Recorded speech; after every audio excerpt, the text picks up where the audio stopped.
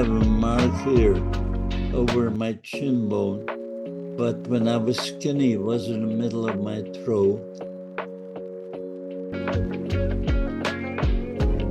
Yeah, well, if you're hungry, you manage to swallow. You're hungry. I mean, we were starved. I only had one bread between the two of us, and I rationed it every midnight. Little piece of like a half an egg. I don't know how I survived this. I took a piece of my trousers and I made the tourniquet. Filthy, dirty. Oh, I didn't get an infection. My God. It was miracles, one miracle after another. And how we survived. Only 4 out of 80 in the cattle car walked out in Dachau alive. The rest were all dead.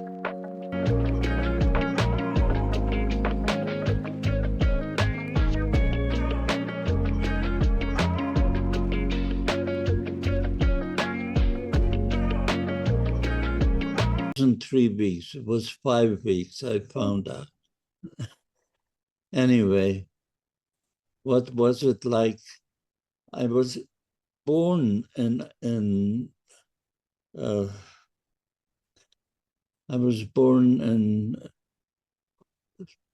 what is that monastery?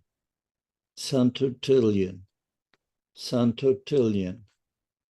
I was born there. I woke up one morning and one of the nuns saw me open my eyes. She started to scream and all the other nuns were coming in. And anyway, I was like born there.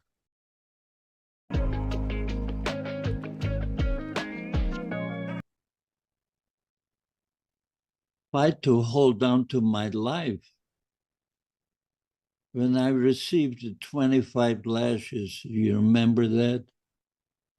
Mm-hmm. 3 dead bodies in front of me that were shot, and I am next in line. And how I was able to survive those 25 lashes without making a mistake was a miracle in itself. That was the greatest miracle. I can't believe myself that I survived that. You know, my whole back was torn apart into pieces. And I didn't miss a count. And I didn't touch my heels, the ground. My stomach, the 2x4, didn't touch it. I mean, it was miracles. I was midair. My God. And I survived this. So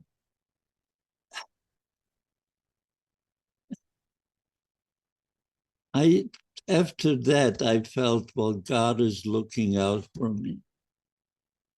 And I marched on my death march 7 weeks, not 3 or 4 like it's in my book. I found out recently 7 weeks from a German professor. He told me it was 456 kilometers from Dürnhau to Buchenwald. 7 weeks. The last week, my shoes fell apart, and I was marching in the snow, and I had to keep up with the soldiers. If you slow down, they shot you. I asked myself, how? You know, when I look back, so you see Yad Vashem, which means God's hand. I felt God led me through to survive this.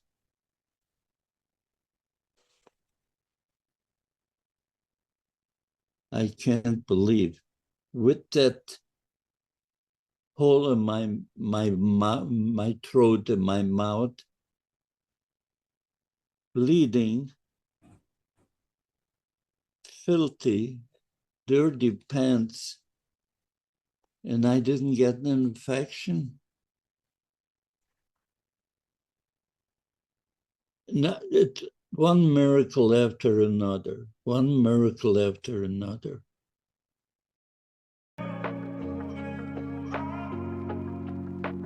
I think it was fate. Absolutely. I think that with so many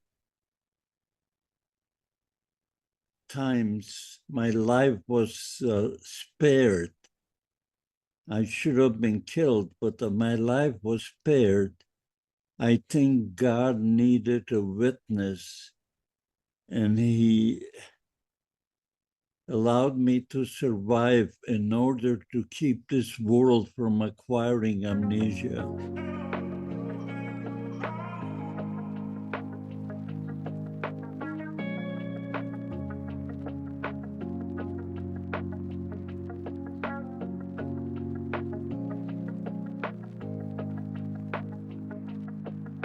I'll tell you, what I saw in Auschwitz, I lost my faith. I didn't believe in a God anymore.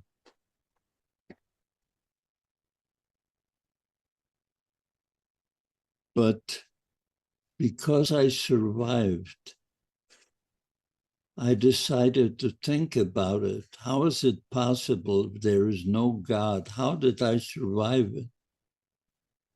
So I came to the conclusion that there is a God, and God was weeping during the Holocaust. You see, he gave us free will. That meant that if we humans decide to kill, he can't interfere because free will is left up to the humans.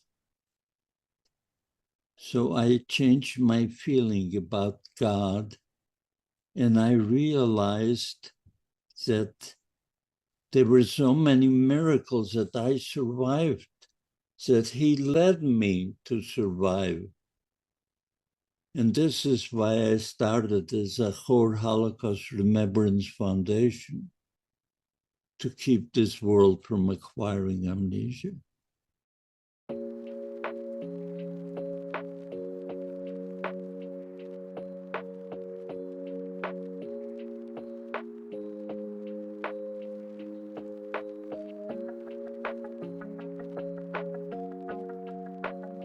Well, when I speak in schools and colleges, I can see it inspires others. And they think that I'm a God. They want to touch me and kiss me. And I don't deserve it, but maybe there is something to it because I survived.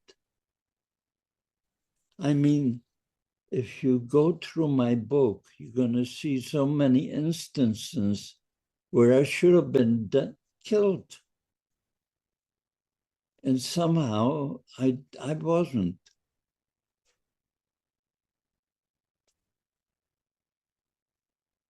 I don't know. I don't consider myself a hero because I give the credit to God.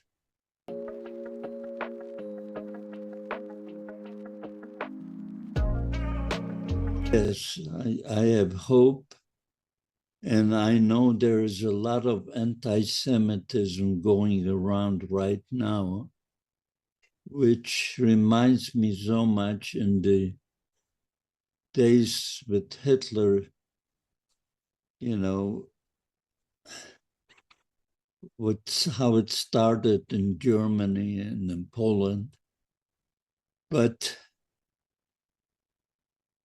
somehow I feel that this is not going to be so bad because we here in the United States have a constitution, and we'll only go so far. But I'll tell you something. I have personally an idea how to punish these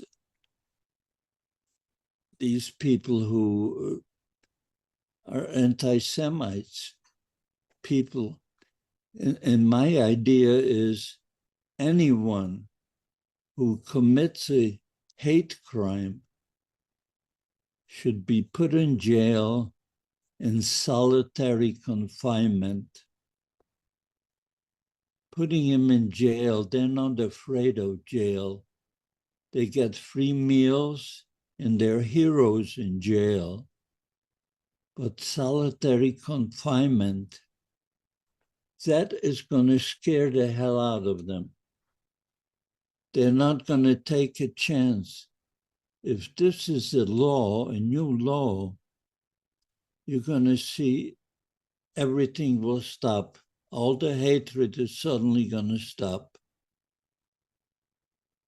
And if you can persuade your people in Czechoslovakia, let them come up with a law like that.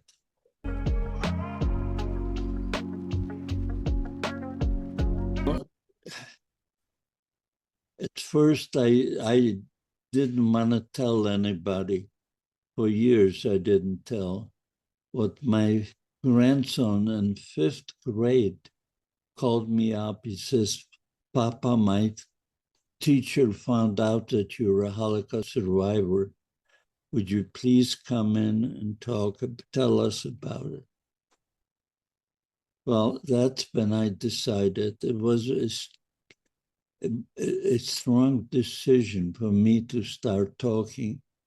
But when I went into 5th grade class and they gave me 1 hour to speak from 10 to 11, and I spoke from 10 to 11, from 11 to 12, school bell rang for lunch and nobody's budging.